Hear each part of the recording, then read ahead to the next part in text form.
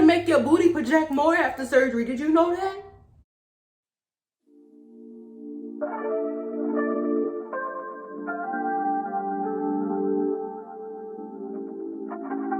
Hey dolls and Ken dolls, it's the Surgery Recovery Mother, and I'm back with another episode for the channel. If you're new here, welcome. Please make sure you like, comment, subscribe, and turn those post notifications on so that way you are on time for every episode that I add. Today's video, we're going to talk about two things. And I'm really going to try really hard to stay on track talking about these two things because I can ramble on. So, today's video is going to be about ideas for financing your surgery and how to find a doctor for you. I have not had any plastic surgery done or any work done to my body. I'm still the way that I came out the womb, I guess, just 27 years older. I do not knock anybody. I don't make anybody feel any less of a person because they have surgery. Obviously, I wouldn't be in the plastic surgery world or even on this channel helping you beautiful dolls and Ken dolls if that's how I felt about it. So I just want to put that out there. I have received a couple of DMs asking whether or not I had gotten plastic surgery done, if I had planned on having plastic surgery done, and I am on the fence about it. Actually, some days I really want to get it done. Some days I really want a lipo 360 with a nice big old ghetto booty. Ooh, yes. But then some days I'm just like, nah, I'd rather just stay like this. And if you don't watch my regular channel or you're not subscribed to my main channel, I have allergies, like really, really bad seasonal allergies, and I'm highly allergic to dust, pollen, and grass, and they're outside cutting the grass right now. And it was raining yesterday, so that's why I'm like rubbing my nose, touching my face. Like I'm usually not one of those touch my face people, but like my allergies are kicking my butt, and I didn't take my medicine yesterday. But anyway, I have not had any plastic surgery done, so I'm not familiar with all of the steps to financing a surgery. However, I do have some suggestions for saving money for your surgery and how to finance your surgery and post-op. A lot of people forget about money for post-op.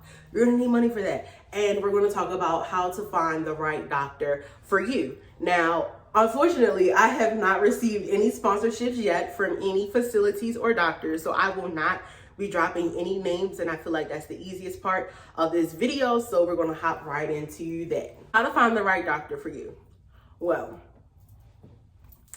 I'm gonna tell you this first. It depends on what you are currently shaped like.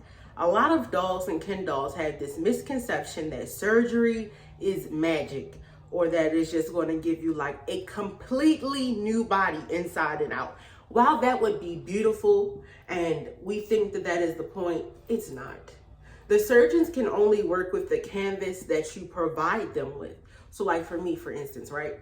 I am 200 pounds. Obviously this shirt is a little bit bigger than what I am. But we'll just say that this is my visceral fat. I'm sorry, I always say that word wrong. I'll put it down below. visceral fat, okay? This is the fat. And this is where I want to get to.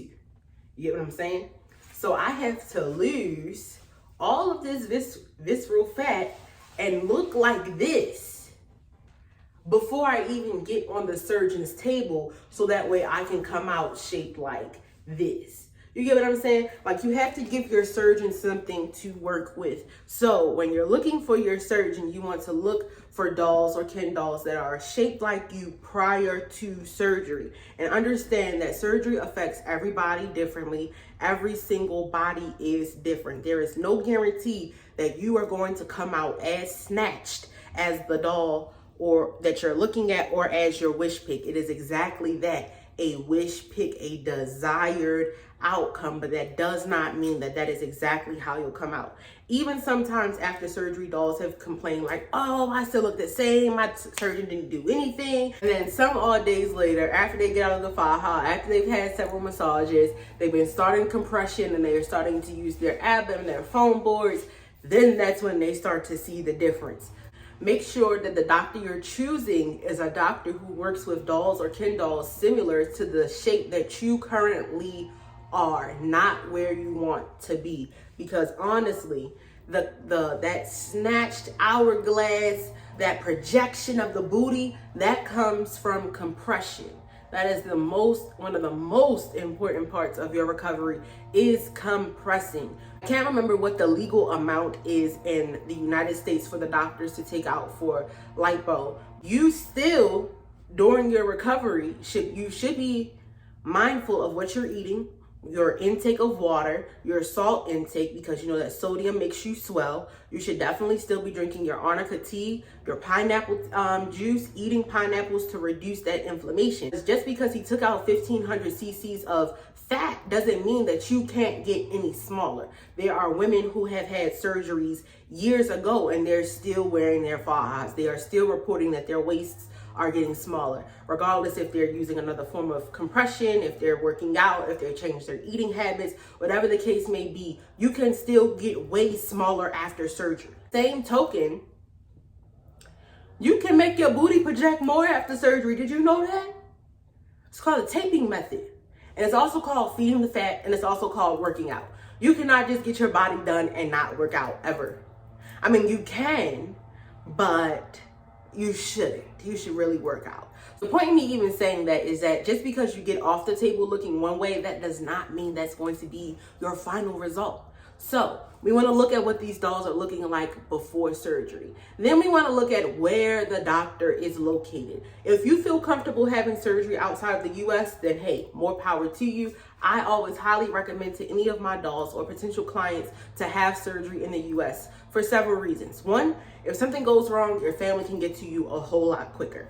Two, we are now in COVID. So the restrictions to leave are getting much tighter. It's harder to leave the country, and you would hate for something to happen and your family not be able to get to you, or something happen and you not be able to get back into the US, whether it's contracting COVID or the borders to that country have shut down, because that has happened to dolls. I've actually read about that in quite a few of the groups that I'm in, is that when COVID, the first year of COVID, dolls were still having surgery done, and some of them actually got stuck in the country that they were in for weeks and were still charged by the recovery houses to for letting them stay there, for having them be there. Some of them were able to find hotels, but that's still another cost that you didn't even think you would have to pay for. That money might be coming out of, when I return home, I got to pay my bill money. Also, language and cultural boundaries. If you know that you don't speak not one iota of Spanish and you're traveling to the DR by yourself, why would you do that? Why would you do that? That doesn't make any sense. That's not smart at all. At least take someone who can speak Spanish with you if you want to leave the country.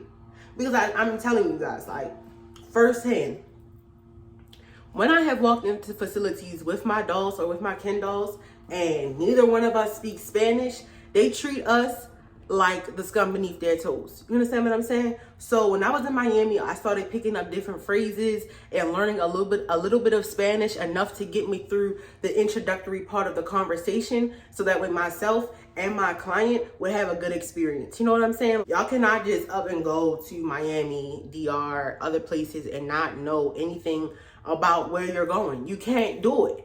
At least know how to say hola, como estas, or something, and that was real American.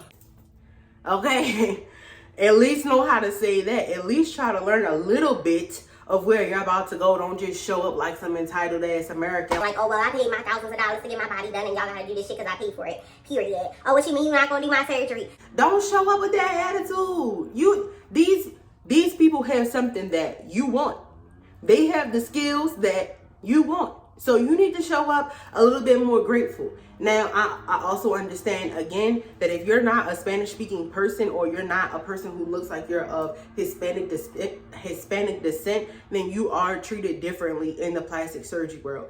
And I apologize for all of the healthcare providers, from the doctors to the surgeons, the medical assistants, the CNAs, the recovery houses, the transportation people, the coordinators. I apologize on all of their behalf to the entire plastic surgery world, because sometimes they are very cruel, they're very rude, and they're very nasty, but it will give you a little bit of a leg up. It will help you a little bit just to know un poquito español, okay? Don't just show up like a gringo, okay? Know a little bit of español. Body shape, location. Now let's get into something that most of you are actually worried about: the price. What's the price? Prices. Going up. Prices. If you don't know who that is, that's the Migos. Y'all need to go download that song. Go download the album. Anyway, so prices. I'm not affiliated with any facility or any doctors or any surgeons or recovery houses other than MontRose Services. Put it down below. That's my business, my baby, so I'm going to promote that. I cannot give you guys any quotes or estimates on what different surgeries or procedures cost, just because every doctor is different, every location is different, every procedure is different. And to be honest, like, I could have a twin sister and we both had the same BMI, the same weight, the same height, the same health issues, the exact same everything. And they will tell her for a tummy tuck with lipo and a BBL is $15K. And she, you know, and she has like 1,000 followers on social media. Then they'll tell me same height, same weight, same BMI, same health complications, all that, same procedure, tummy tuck with lipo and a BBL. I don't even know if you can combine lipo and a tummy tuck. I don't think that you can, but let's just say lipo and a BBL. You know what I'm saying? They're telling her 15K and they're telling me 7K because I got 30,000 subscribers on the internet. Like, physicians, doctors, surgeons, they also look at that too. If you have a larger social media following, like you're a blue check, like, you know, you're a blue check or you're about to be a blue check, or you have over a certain amount of followers on social media, they might treat you differently, you know? Whereas if you're not somebody, if you just look like a regular gringa and you're the average Joe of the mill, you might be paying twice the amount for what the surgery actually is. You know what I'm saying? When you're looking at these prices of surgery and trying to figure out what price is good and what price is bad, I would honestly just say call around. I'm more familiar with Miami. So if I wanted to have my surgery in South Miami at facility A, and they're talking about 15K for a mommy makeover with a BBL. Okay, cool. And I'm going to call to Hialeah. I'm going to call to Aventura. I'm going to call to Kendall. I'm going to call to Fort Lauderdale. I'm going to call all around to find out who has the best price for a mommy and me makeover. Don't just go somewhere or settle with a doctor just because your friend or your homegirl, that's who they went to and they got good results and they only had to pay this much, Every single holiday, I'm going to let you guys know something for free. Every single holiday season, the plastic surgery centers are going to do a sale. And whatever the sale price is, I'm going to let y'all know something. I'm not going to let y'all know because I want them to sponsor my surgery if I do have it. So I'm not going to let you know that much, but I will tell you that every single holiday, plastic surgery centers do have sales. So if you're looking to book, make a deposit for your surgery, but you're not trying to pay big moolah, you know what I'm saying? Wait for a holiday, especially the summer holidays and the winter holidays. Summer holidays, winter holidays. So like 4th of July, Labor Day, look for those sales. I know Labor Day, I did see quite a few facilities doing sales, and those prices that I saw, if I was in a place right now where I could afford to take that much time off to recover, definitely would have been booking my surgery then. So I guess that's kind of going to transition us into how to save for your surgery. So there are a lot of things that I have heard, and I want to make this let me get a little bit closer. I want to make this extremely clear. I am not telling anybody or suggesting to any of my dolls that you use any of these ideas to save money. If it is not something that is going to work for you, don't do it. If it's illegal, don't do it. If it costs you your morals or your values, don't do it, girl. Don't do it, girl. If the surgery is meant for you to get, there will be a way that the finances will be made available. Listen, surgery, the results of surgery are great. They're great. They're fantastic, especially if you take care of your body. But do not go into debt trying to look like these Instagram models. Hopefully I can find an edit to really, you know what I'm saying? But if I can't find one, do not go into debt trying to look like these girls on Instagram, okay? Because let me tell you something. 9 times out of 10, they worked out, they got their body to a certain point, and then they went and got surgery. Or they were already small, they already had that little silhouette, a little bit of that physique that they wanted anyway, and then they went and got surgery. Some of them are naturally born that way. Some of them naturally have small waists and big booties. That's not your case. Not yet. Don't go into debt trying to look like these Instagram models, especially, I had one girl. I'm not going to say her name, and I'm not going to say the Instagram model's name. I had one girl tell me she saved up all this money, right? She had been living bed to post, pillow to post, pillow to post for 2 years with a baby to save up this money to get this surgery so she could be an Instagram model with 500 followers. She saved up all this money. Her and her baby were they were homeless in the sense that they did not have a home of their own. And even after sis recovered from surgery, she still had to go back living pillow to post with other people. 500 followers on IG, wants to be an Instagram model. It's not possible. It's possible. That's not realistic. You know what I'm saying? Now, if your IG following is growing, you have a comma, you have I would say, me personally, because I'm about to just hit my first 1,000 on IG, and I've been on IG for years, okay? If you're doing this for social media purposes or to increase your social media following, I recommend that you do that before you get your surgery, okay? Build your media following before you have your surgery. If you want to monetize your IG to help pay for your surgery, that's an idea. If you want to start a YouTube channel, watch me get ready or watch me prep for surgery and get monetized off of that, then do that. But do not just be a regular girl with 500 followers trying to be an Instagram model. It does seldomly happen that you start out with a small following and then you get your surgery and then your following increases. It does happen like that because the plastic surgery world is so big, but it's also so small at the same time. But realistically speaking, if you want results, like you want the money up front, you ain't trying to get paid on the back end, you want to get your money up front, I would recommend that you monetize your social media platform beforehand, before you get the surgery. Also, some people get second jobs, part-time jobs. Some people get second full-time jobs. Some people Instacart, DoorDash, or use any of those delivery services. I really just said those names and I don't have a promo with them. Anyway, some people use food delivery services. Some people get a fast food job. Like for me personally and other CNAs that I know, we work full-time in CNAs and then sometimes get another full-time CNA job where we work 3 to 11 or 11 to 7, or we get a part-time job where we work 3 to 5 days out the week or something like that. Some people, I've seen in the groups where some people actually sell their blood. They sell plasma, they sell breast milk.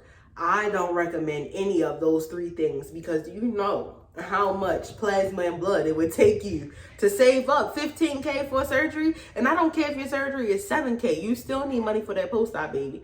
And if you're like me, I don't like to buy anything, spend money on anything if I don't have 3 times the amount.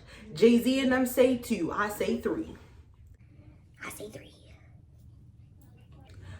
Some people obviously have trades where they do hair, makeup, nails, babysitting, cutting the lawn, raking leaves, tutoring. That's also a thing now. It's always been a thing. Tutoring. Sometimes they upsell their designer items. So like girls who have 2 or 3 Louis Vuitton Neverfulls, they're selling like one of those, or they're selling like a very vintage Chanel bag, or they're selling duplicates of Chanel bags that they have.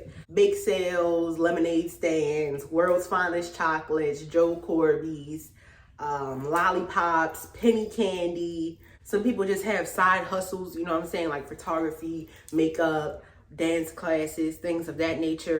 You know, people just do all types of things to get that extra income to pay for their surgery. And what they fail to realize is there are so many things that could go wrong after surgery. And that's actually where we're going to end this video. So if you want to see more content like this, or you want to hear more about post-op life, please make sure that you like, comment, subscribe, and turn those post notifications on so that way you're on time for the next episode that the XX Recovery Mother drops. Until next time, peace, love, and blessings. Recover beautifully.